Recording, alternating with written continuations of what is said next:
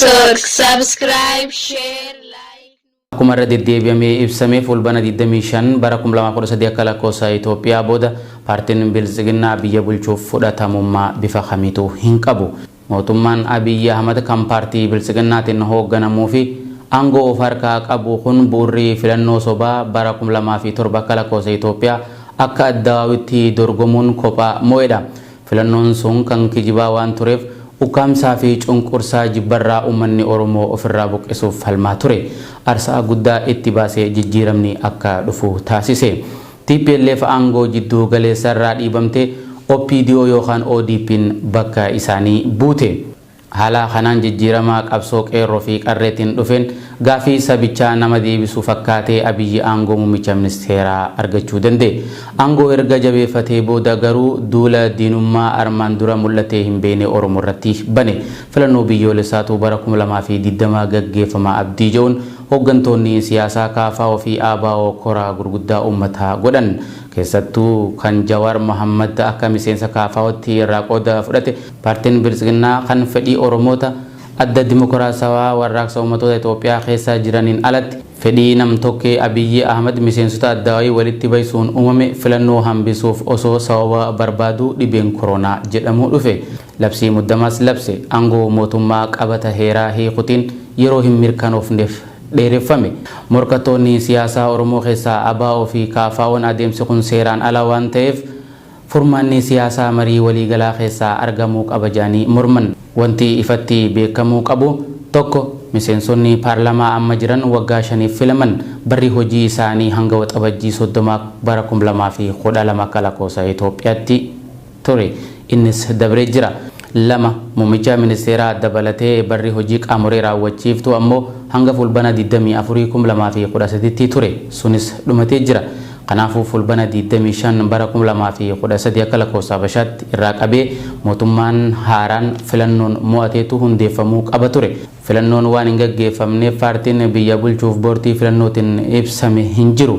Mootummaan hundaa'es hin jiru. Waliigalteen biyyoolessaa haqaawaa ta'es humnoota siyaasaa biyyattii jidduutti hin uumamne. Inumaa Bilisiginnaan paartilee siyaasaa Oromoo diigaa jira. Hooggantoota ABO fi KFO gara caalu himannaa sobaa kan shororkeessituu jedhuun hidheeti jira. Artistii Oromoo qaalii Hacaaluu Hundeessaa kan ajjeese sirna nafxanyaa kan Abiyyi lubbuu itti horeedha. Du'a isaallee dantaa siyaasaa isaatiif oolchuuf qabataa godhatanii Oromoo irratti waraana bifa hedduu banan.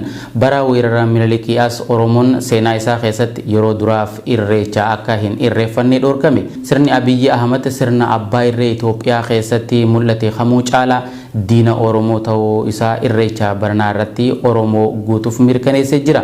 Oromoon injifannoo qabsoo isaatiin argateen irreecha hora Finfinnee irratti walgahee yeroo lammaffaaf akka hin irreeffanne handhuura Oromiyaa Finfinnee akka hin seenne karaan itti cufamee jira. Warra Finfinnee keessas guuree hidhee jira. Hora Harsadettis kanuma lammeesse. Qabsoo Finfinneen wal qabaturraa aarsaan kafalameen aangootti kan dhufe Abiyyi Ahmad Finfinnee Oromiyaa irraa fottoisuuf hojjechaa jira. Oromiyaa bakkoota hedduutti kutaalee fi lagaan qooduuf naannoleen adda qooduuf hojjechaa jira. Lafa Oromoo gurgurachuuf seera lafti kan dhuunfaati jiru baafachuu irratti argama. Heera federaalaa fi Oromoo diiguudhaan biyya afaan tokko aadaa tokko eenyummaa tokko ijaaruuf tattaafachaa jira. Kanaafis waan Oromoo fi Oromummaa calaqqisiisu hunda yakku irratti argama.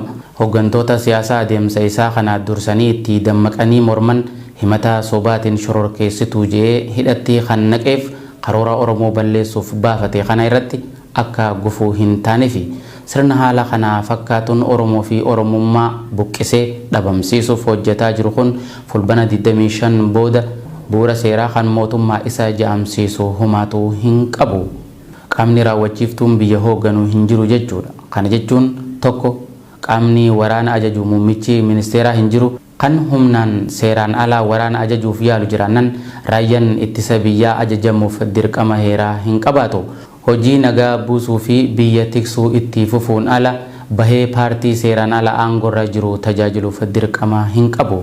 2. Poolisiin federaalaa fi kan Oromiyaa nagaa eeguun yakka ittisuu fi yakka qorachuu malee paartii seeraan ala aangorra jiruuf meeshaa ta'uun dirqama hin qabu. 3. paartiin aangoo seeraan alaa dheereffachuuf carraaqu walitti bu'iinsa sabaa fi amantii akkasuma sabuma tokko keessattuu gosaa fi lagaan walitti buusuuf carraaquun waan hin oolleef namuu dammaqee waltiisuu fi shira fashaleessuu qaba. Murni bu'uura heeraan alatti masaraa jiru hatattamaan hidhamtoota siyaasaa hiikee aangoo gara uummatatti dabarsuu hin barbaanne waan ta'eef guyyaa yeroon isaa dhumate irraa qabe yoo xiqqaate Oromiyaa keessatti fudhatama hin qabu. Hariiroon duraan akka mootummaatti biyyoota ollaa waliinis qabu uummata bakka hin bu'u. Oromiyaa keessatti kaadiroonni sirna shiftaa kana dhiifama gaafatanii dafanii uummatatti harka hin kennatan taanaan uummanni aangoo isaa irraa fudhachuuf mirga qaba. Kanarraa ka'uun qeerroon tarkaanfilee gurguddaa lama fudhachuuf murteessee jira. Jimaata fulbana 29 bara 2013 irraa eegalee tarkaanfii armaan gadii kana kan fudhannu ta'a. Tokko, qabeenyi mootummaa hundi guyyaa mootummaan heera waan dhabame irraa jalqabee kan uummataati. Keessattuu konkolaattonni mootummaa kan bifa kamiyyuu meeshaa bifa kamiyyuu fe'an Oromiyaa keessa soso'uu hin danda'an. Didanii deemuu taanaan qeerroo fi uummanni bakka fedhetti yeroo fedhetti tarkaanfii irratti fudhatu.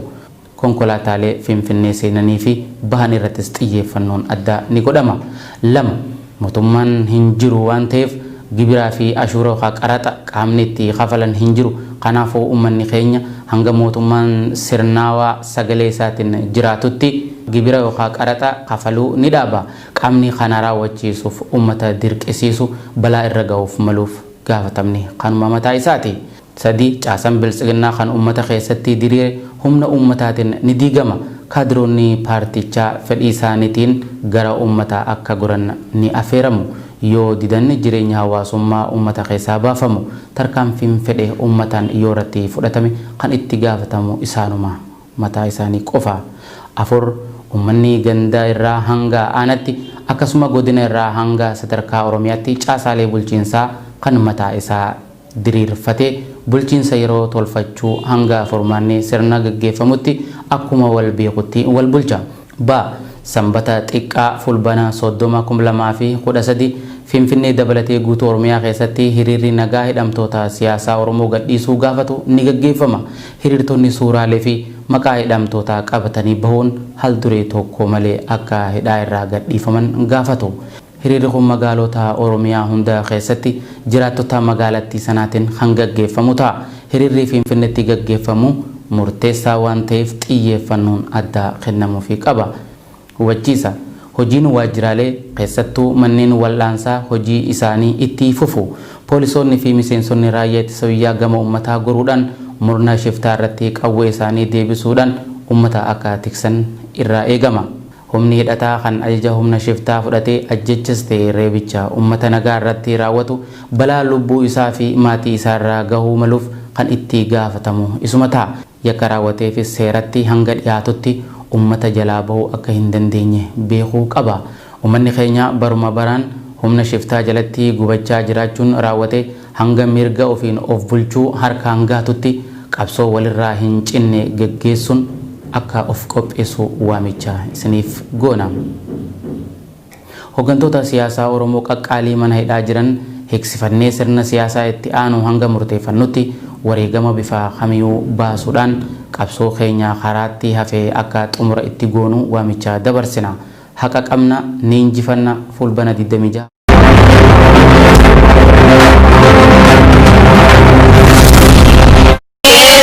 Media Network. Subscribe, share.